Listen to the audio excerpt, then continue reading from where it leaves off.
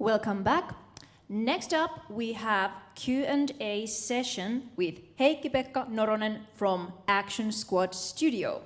Heikki-Pekka, or HP, is an industry veteran with nearly 20 years of experience in the industry. That's quite amazing. I think like 20 years ago I was probably playing with My Little Ponies or something. Anyway, he's been developing like commercial software, so I think this guy knows what he's talking about. As an interviewer, we have Sonja Angesleva from Zynga, so this is going to be probably very interesting. Go ahead, welcome.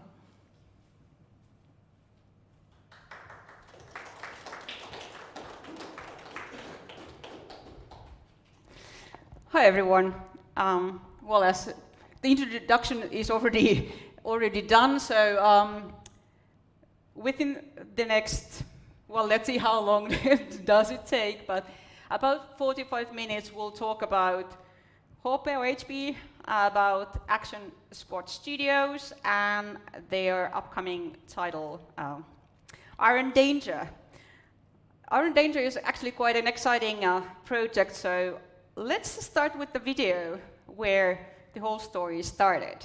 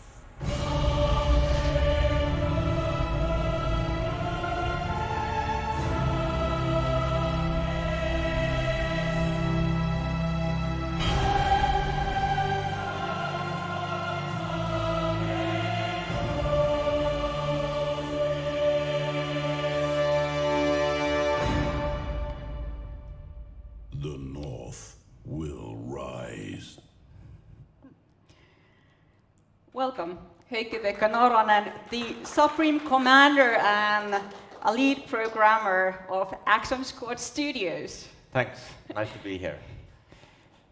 So what was that we just saw? It was a video. Yeah, actually it was a movie trailer for this movie to come, so to speak, back in days. Iron Danger. Actually, the father of the whole movie idea is sitting here as well, Sami Timonen. And back in days, it was Sami's favorite child, the world of Iron Danger, and how we would have this kind of Finnish hero and rewriting of the Kalevala to the more epic proportions. And Sami was working with some other talented guys on spare time to working on this movie trailer to sometime maybe becoming the movie. And that's, I think, the visible starting point for the Iron Danger IP and Iron Danger universe in total that we are working with. Yeah, that's quite a path from the movie or short film to where you are today with the game development, or you are about to release Iron Danger as a game. So let's start the discussion about focusing on you. Behind every game, there are always a group of developers. And HP is quite a peculiar case, as he started his career in 2001. What a career! How everything started. Yeah, it's something that everybody ends up somewhere somehow. Yeah, I think everything started in 1986 when I got Commodore 64 for Christmas present and started working on playing around with basic back then, and then in 94 I started working with the PC stuff, went to this Turbo Pascal training back then, and then I found the demo machine and started to do some cool demo stuff back then. But how in the game industry, of course, I was always loved the games. Actually, already in year 2000, I started to do some stuff for Bugbear Entertainment, first remotely, mainly some tooling, plugins for 3D Studio Max and that kind of stuff. And later on, I joined Bugbear in 2001 full time. Actually, it was initially part of my what's that called, educational training part. I was in Jyväskylä University of Applied Sciences and decided to do an application there, as I had worked a little bit with them before, and well, that's how it sort of started. And back in those days, it was more kind of a mainstream game development for like PC. But then what happened next was you jumped to the wild side and started working on games, for example, for TV, interactive TV games, not to mention the crazy ride with N-Gage. Why don't you give a bit of background on those, like how did that happen? yeah, actually, after we finished Rally Trophy with Bugbear, back then, I actually went back to my studies for a while, back to Jyväskylä, and after being studying a while, I decided that okay, it's time to write my thesis, and I would like to make it in some games company, and I went through few. There weren't many theses back those days, and ended up to Red Links. Actually, I was planning to do more traditional games development there first, but they had most need in the interactive TV shows. So do anybody recall those TV shows that you could play from the TV? Some monster was smashing something, or yeah, or there was some volleyball things and every kind of stuff. So there was these things they needed licensing systems. There was tons of. They were actually quite big in, I think, Southern America and that kind of things, and they needed improvements in licensing systems. So I went and started to work on those first in there. So I ended up doing lots of stuff. First on the interactive TV stuff, and then on the mobile TV stuff. Mobile TV stuff was something that was supposed to be really big back then. Nokia was, for example, putting lots of effort on that. In practice, in simplest terms, it could have been like having this interactive music channel on the mobile TV, so that you can vote for the next song easily with your mobile phone. and it had lots of hype back then. It never really broke through, but we had the interesting prototypes and interesting sessions running around Europe back then. And yeah, when Red Links at some point decided to leave that area, I jumped on the more traditional games development, and there were going some N-Gage projects back then.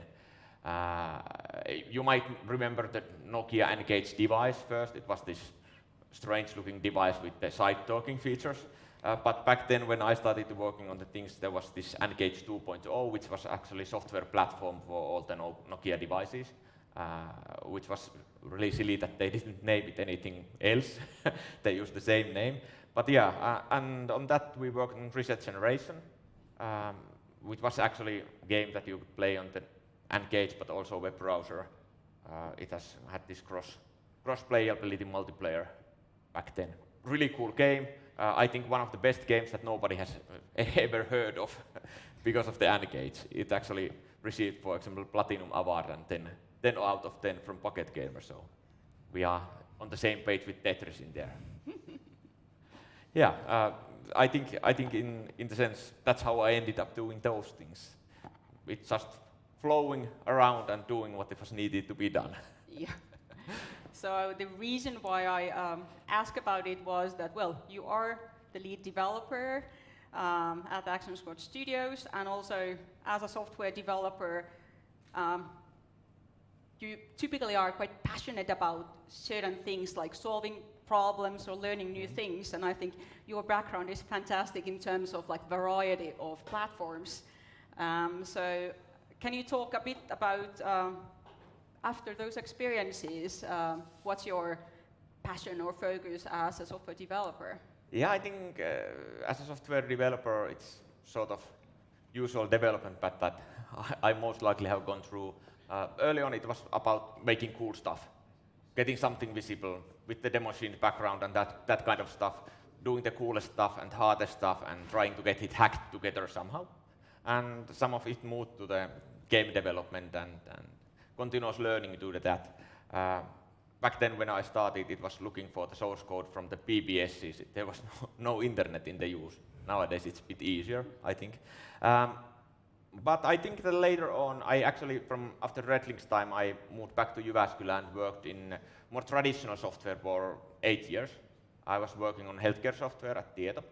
And on those parts, I was doing actually more on these organizational level things and sort of software quality related things, and much more of architectural stuff. So I think at that point the transition was sort of natural for me to focus on how to do things better, how to do things in a more sustainable way, in the way that you could, that things are easy to change in future as well, and things are cheaper to change, and it's easier to reach the goals in long term as well.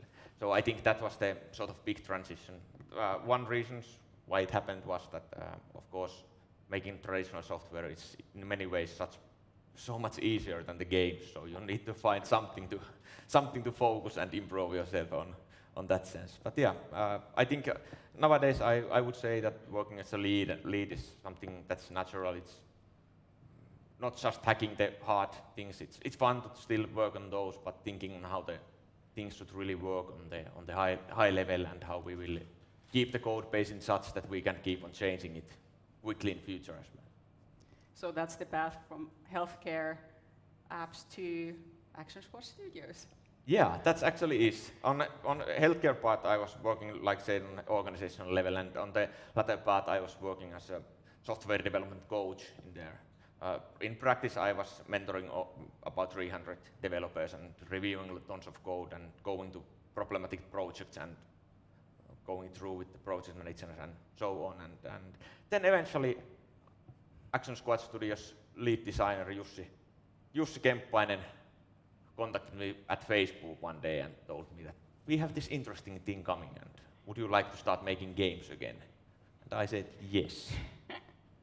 And that's how I ended up in Action Squad Studios.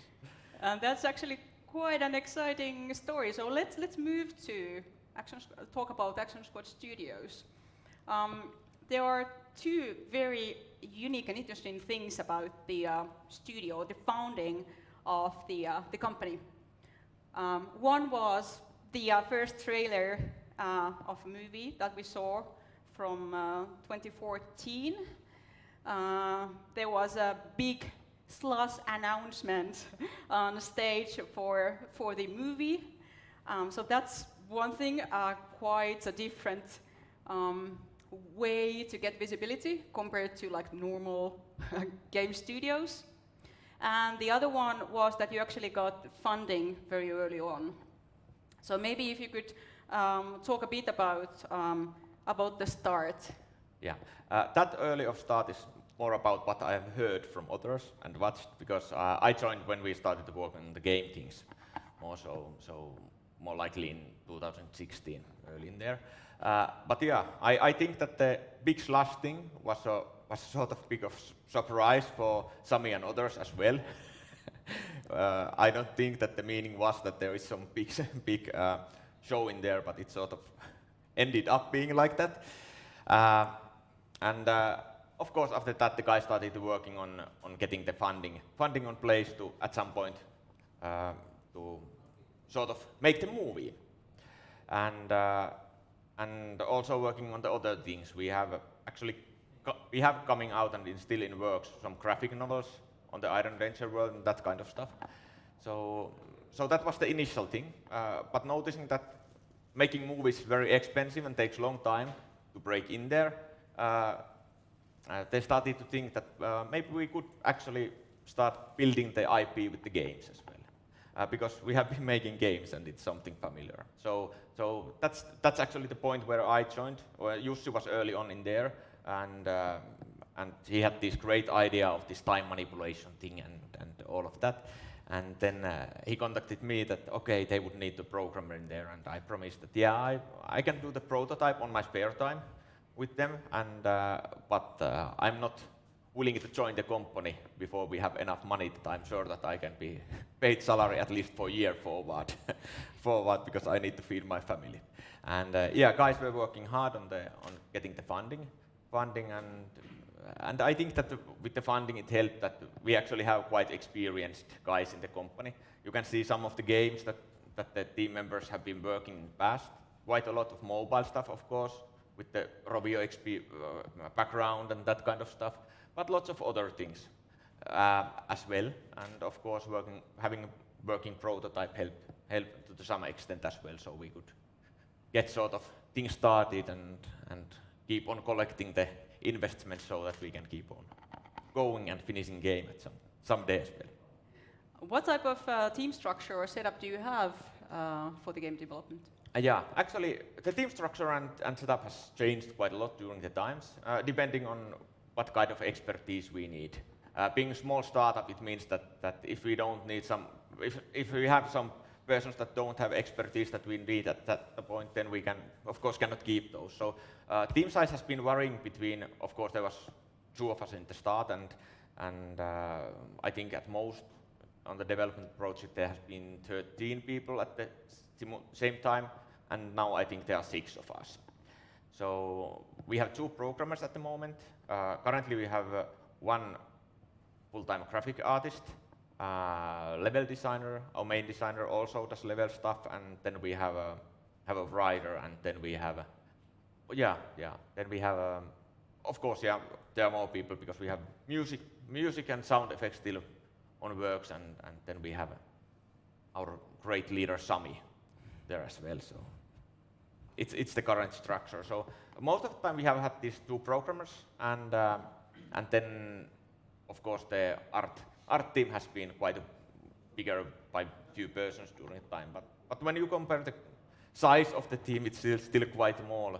We are competing with the teams with at least minimum of 3 times of people, and many of our competitors have 100+ people working on the game. So. Yeah, that's what I was thinking. Like, how do you manage? I think you also do like social media post yourself. And all the other PR. Yeah, it's true. When you are working on startup, if you are lead programmer, it doesn't mean that you are just programming. So, for example, on my part, I'm doing most of our community management, lots of PR stuff, marketing planning, scheduling of the things, tons of things, and we share tons of things inside of team. So when you're working on small startup, it's very much of having the attitude on grab on something that needs to be done and share it together, so that things get to be done. You cannot have a specialist on everything, so you need to be able to adapt and learn really quickly to do what needs to be done, so to speak. Okay, let's now move to the actual topic of the discussion, Iron Danger. Why don't we take a look at another video to put everyone on the same page? Let's do so.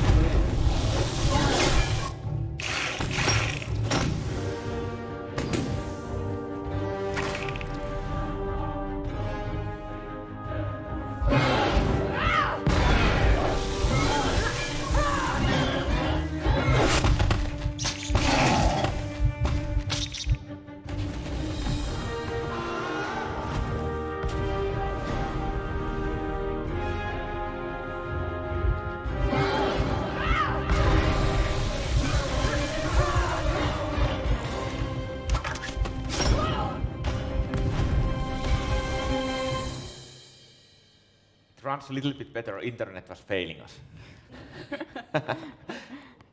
Okay, so this time I know that was a video, but how do you pitch the game to the audience? Yeah, first of all, that video I think was material about a year ago. We hope that we get later video here, but we couldn't have it in time. But we have something new coming, maybe pretty soon to see. Iron Danger is tactical RPG, but it has this twist that it's turn-based, but with simultaneous turns and time manipulation mechanics. So in basic, it turns the usual tactical aspect of the game even more puzzle-like. You have always the sort of time window that you can rewind back and forth in time and give commands to your characters, and then the actions are run simultaneously. I can show. Let me see if I can use this. I maybe have a cursor in somewhere to hear it.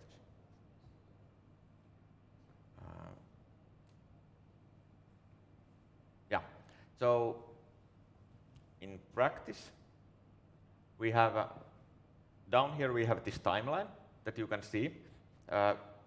We have two characters in this screen. You can see Kipuna and Blacksmith are the player characters, and both have their own timelines down there. So timeline 1 is for Kipuna and timeline 2 is for Blacksmith. And timeline shows the sort of time that you can rewind back and forth and what kind of actions you have ongoing in there. Our sort of basic unit in timeline is heartbeat, as you can see in there. So timeline is split on the heartbeats, and one heartbeat is half a second. And so you can rewind on the start of each heartbeat on that point. And it's sort of, when you think about the traditional games, it's more like a action point. So you can calculate. You can have different actions, like this fireball action that takes 3 heartbeats in there, and you can think in that way that heartbeat is a sort of action point.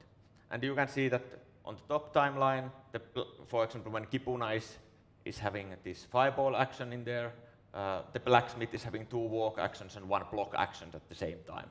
So you can sort of synchronize things in there.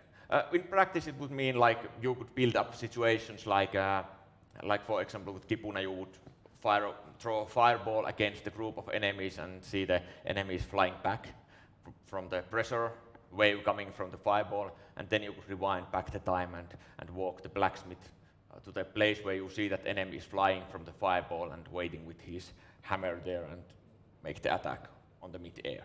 So that allows us to make a really difficult encounters and enemies with insta-death and that kind of stuff, and you can still have fun playing against them, because it turns more like a puzzle, like thinking about how to avoid these insta-death conditions by rewinding and trying different actions and combining and synchronizing the actions of the characters.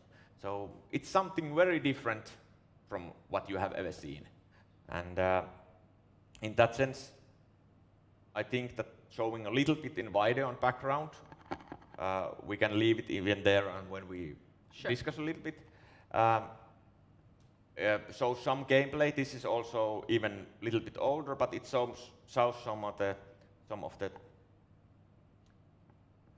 action itself, or a little bit more lengthy. There are tons more skills and others now to be used, but in practice you can see the basic idea of, you can see the sort of line going back and forth on the timeline when you rewind and forward the time during the game in there, and when the player rewinds, gives new commands for the other character and so on.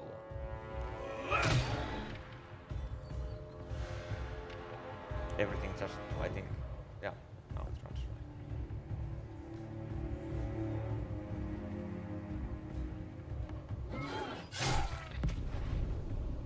Maybe if you could explain a bit more in detail, like what novelty does this type of mechanics brings to tactical RPGs? Yeah, it brings totally new tactical depth to tactical battle, tactical combat that you haven't experienced before, because you have now another dimension. You have the time dimension that you can take in advantage of.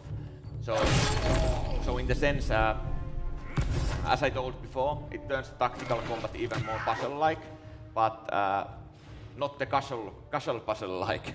So it can be really hard. You have to think really hard how to go around different kind of situations in there, but in the end you can usually solve even the most impossible thing. I think that early on when we were presenting this on I think Unite Berlin, back then some people, quite many people asked that, yeah, isn't it a little bit like doing the quick saving all the time and reloading? And I actually said, yeah, it is, but it's rewinding, and then some person said that, yeah, and you don't need to watch the loading screen again. It's not actually that simple maybe, but actually we realized by talking with lots of people that actually many of us quick save a lot in the games also, and reload and try the different strategies for the hard combat because you want to get the result. But having it as an element of the gameplay to be able to rewind and forward the time, it actually does not feel like a cheating, because it's something that you have to do, and it takes a lot of that pain of watching that loading screen away as well, as a side effect. But yeah, turns it more puzzle-like. It's an experience that I'm pretty sure that you have never experienced anything like that, and we are really hopeful that players will find it quite fun. Yeah, I think that's always the challenge with game design, to bring novelty but not to bring too much that the players are totally lost. But hey, let's continue with a few questions about the game design or your approach. One of the things players are often concerned are the length or the depth of the experience. How is it with Iron Danger? How long experience is it, and how are you going to keep the players engaged? Not long, and we don't aim to keep them engaged for long after the game that long. To be honest, these days, looking at the AAA games, if you are looking at premium games, they can be quite long. You can spend 100+ hours playing of those. How many of you guys have played through 3 AAA games during this year already? Yeah, there is 2. Yeah, okay. I haven't. And actually, thinking about those AAA games that I even love to play, I really rarely play those through. because they if you play those long, you get bored eventually. What we started to discussing in the early on when we started to think that okay, we have this kind of size of team and what kind of things should we focus and how long game we should make. Actually, all in the team agreed that it's much more fun to make a game that you can play for 20 hours and have something new and interesting all the time instead of 100+ hour game that you get bored every now and then because it's just repeating the same again. So that's our focus. The gameplay will most likely be less than 20 hours. It's quite straightforward in that sense. Not much replayability value, not aiming for that.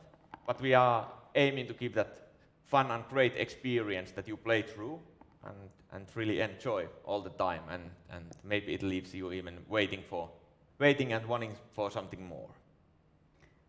One of the other things you have emphasized is story.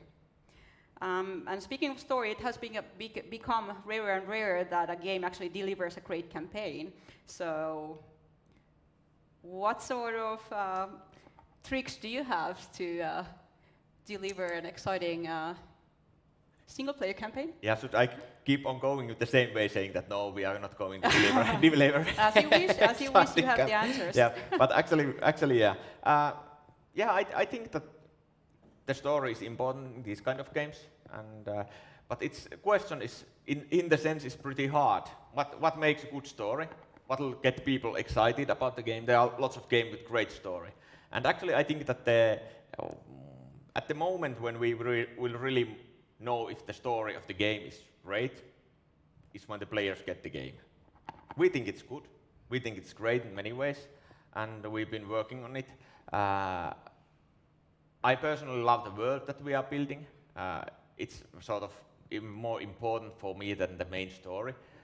Building something that can bring together epic things from here and there, and putting together some Finnish folklore and inspiration from Kalevala and stuff like that, and taking things from Finnish nature and that kind of stuff.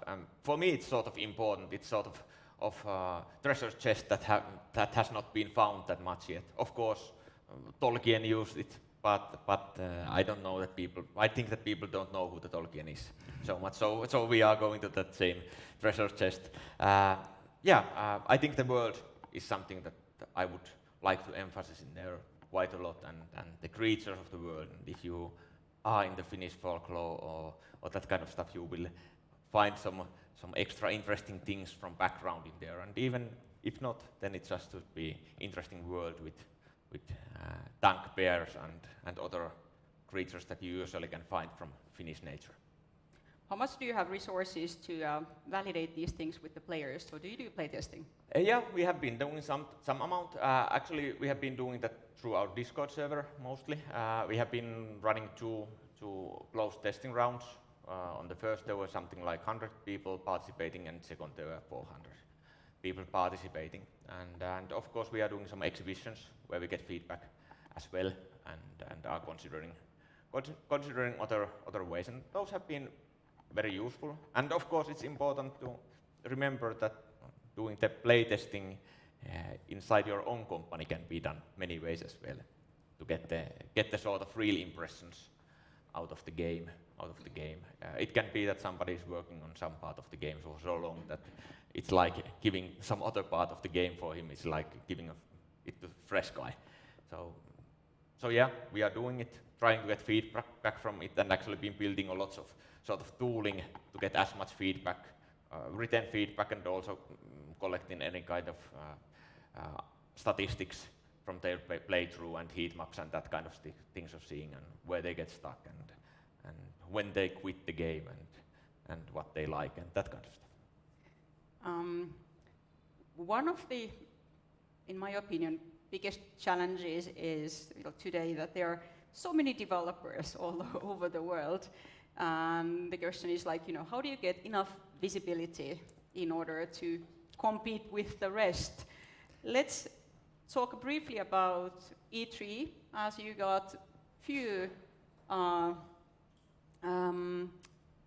best of the show nominees. What type of an impact does that really have to a small studio? Yeah, first of all, the main reason why we get good visibility is that because we look good and smell good. Yeah, right.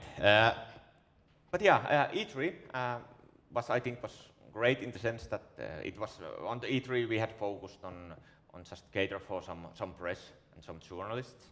We had some nice coverage before when we first came out with the game. We had coverage from Eurogamer and that kind of publications, which was nice. But yeah, I don't think that's easy to get visibility.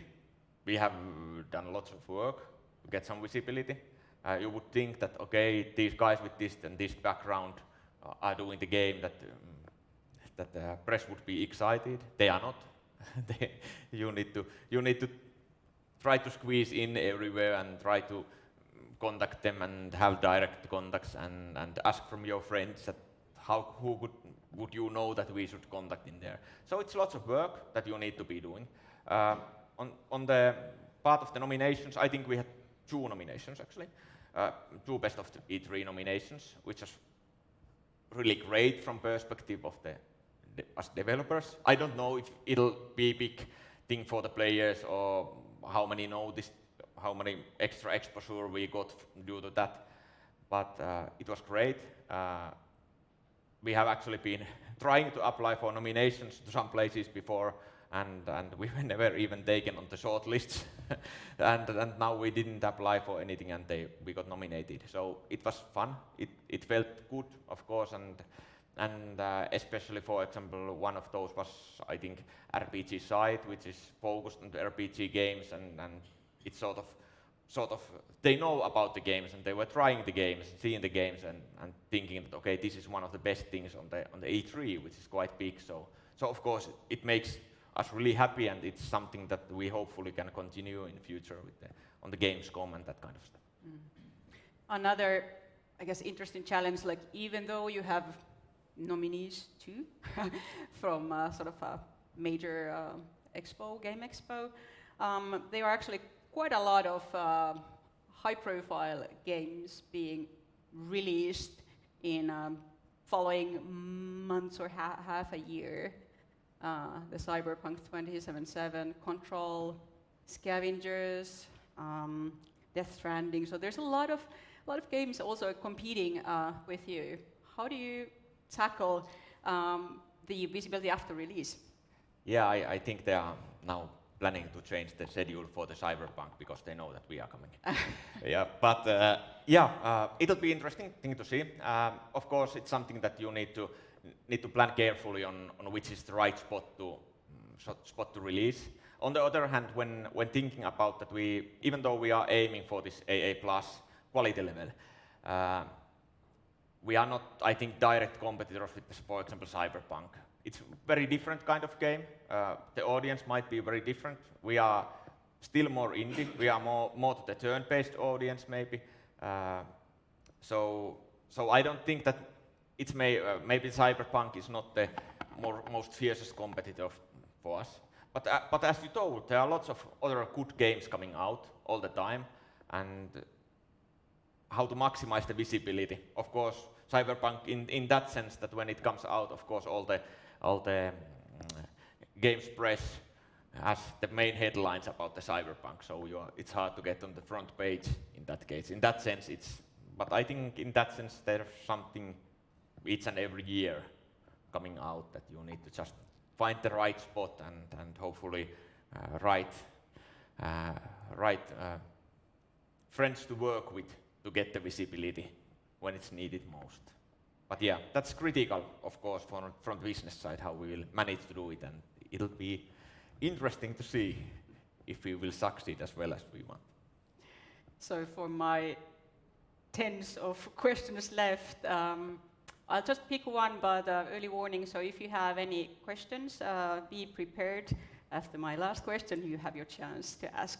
My last question is about the release date. When? Yeah, it'll be released when it's ready, and we know when it's ready, but we don't. but it's something that we will not discuss today. So maybe this year-ish? I promise that it'll be during this century. Yeah. Century? Yeah. On console and PC? Or which platforms? That amount I know that most likely we are going to be PC first. That's something that we have been discussing all the time, and consoles is something that we plan to follow. So because being a small team, it's not the smartest thing to try to squeeze and release every of those at the same time and have all the support for all the platforms at the same time. So PC will be first, and consoles Even though you are will be developing on Unity, so everything should be perfect. Yeah, Unity is great. I love it, and it makes things easier. But each platform is a different platform in Sure. any case. Okay, but yeah, as promised, now it's your turn. If anyone has questions, now is your chance to ask. Just wait for a microphone.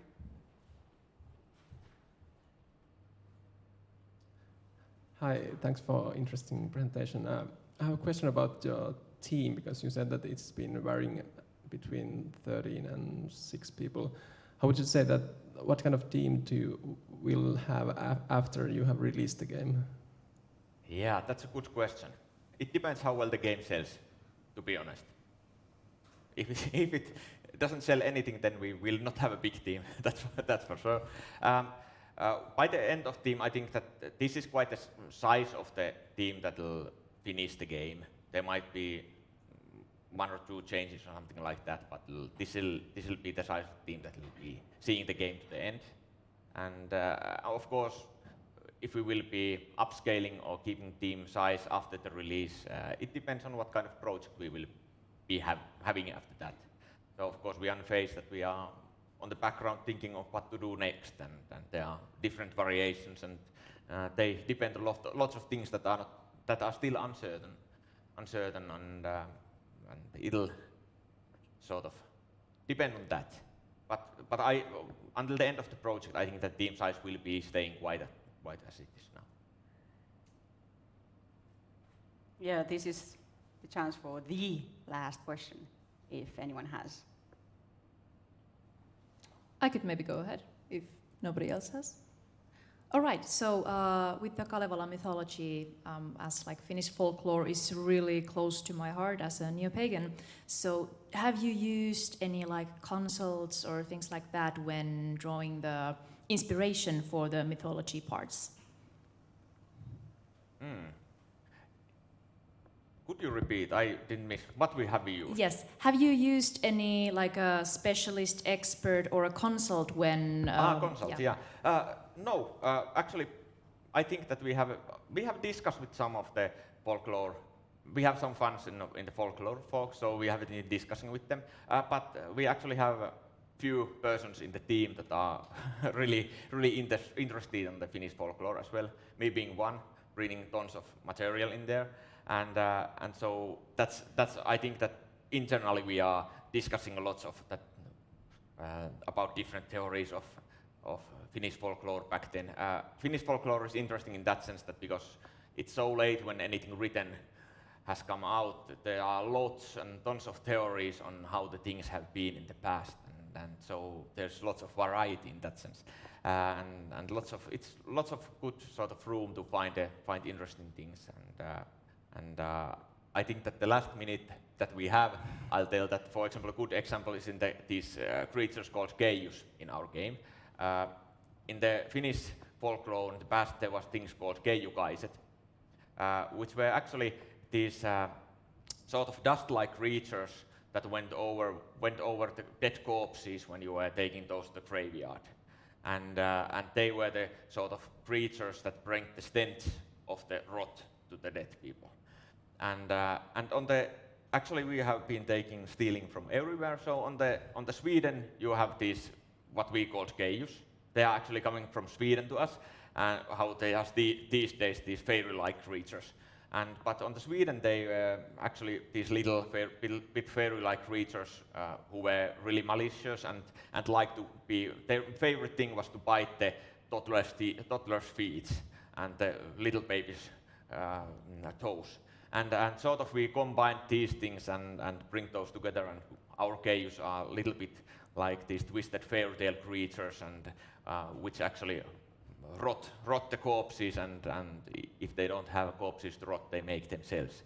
So that kind of stuff, we take things from everywhere, and we love to squeeze in something hidden and something from Finnish folklore. It's beautiful to end with rotten corpses. Thank you, Hope. Thanks.